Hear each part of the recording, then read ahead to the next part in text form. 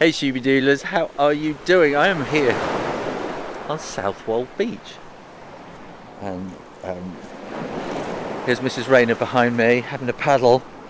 And I sat down on the beach here and I thought, shall I do a little painting?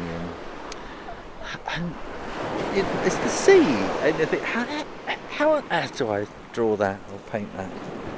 And then I started thinking, oh, I can't do that, I'm going to give up. And then I started thinking about, well, how do you draw the sea and things? And you go to little picture galleries around here, and all the postcards got people who've done these lovely pictures of the beach scenes and the sea in the background. And I think, yeah, but they live here and they spend all their time here, and that's all they do is sit and talk. So I live in a forest and I come to the beach, and this is like a totally alien environment. And there are things here I've never really drawn before and never really thought about before. And so you need to spend some time just sitting, looking, observing to even begin to work out how to do it. But then the whole thing about drawing, I think, is very much like learning to write. So right at the beginning, when you're 3, 4, 5 years old, you start being taught, make this line, make that line, and that turns into an A.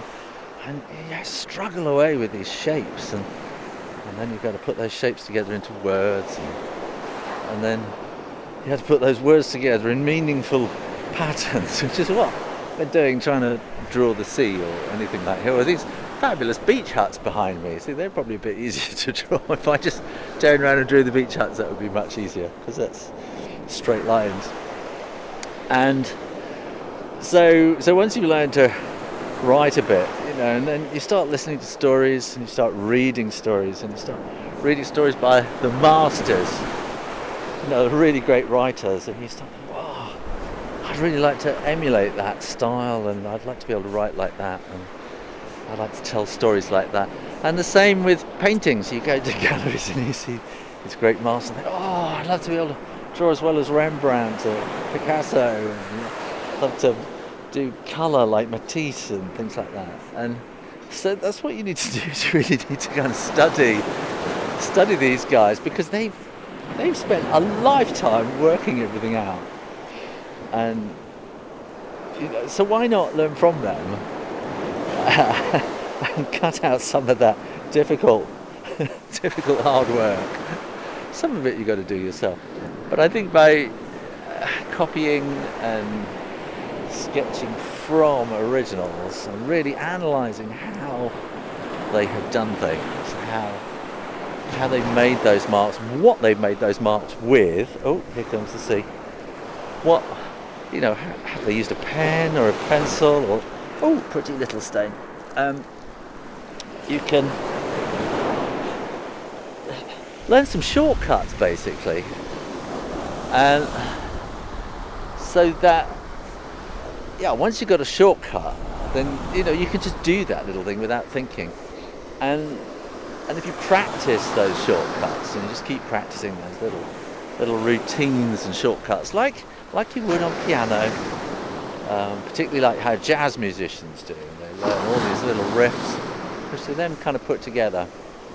That's how you can turn lots of little drawing exercises into something much more meaningful. And by bringing all these elements from other artists together, that is when your style appears, because that's when you have the freedom then to draw what you like, because you understand how to do it, and you don't have to think all the time, how do I draw this? You just draw it.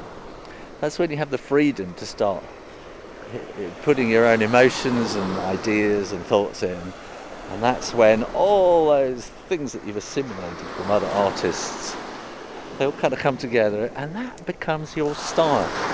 That becomes the big thing that everybody is searching for.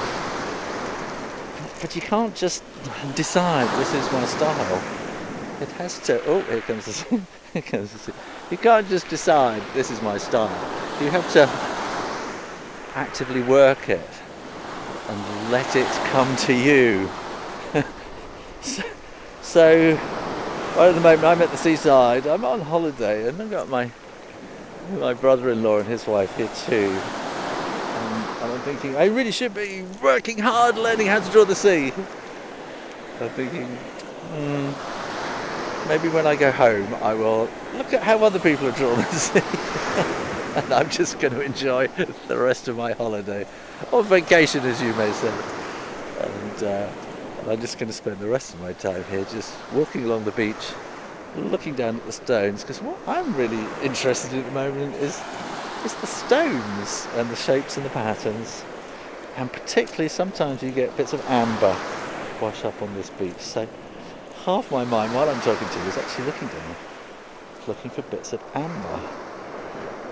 But all I have found so far is this tiny little white pebble, which I think is really rather sweet. and that's me on holiday, on vacation, in beautiful Southwold. It's the pier behind me there, so we'll go there later. And those are my thoughts. Those are my thoughts of the week. So if you're still watching, make sure you are subscribed to the Shoo Rayner drawing channel. And why not come and join us on Patreon while you can? And in the meantime, keep drawing, and practice. And I'll see you next time. You take care now. Bye bye.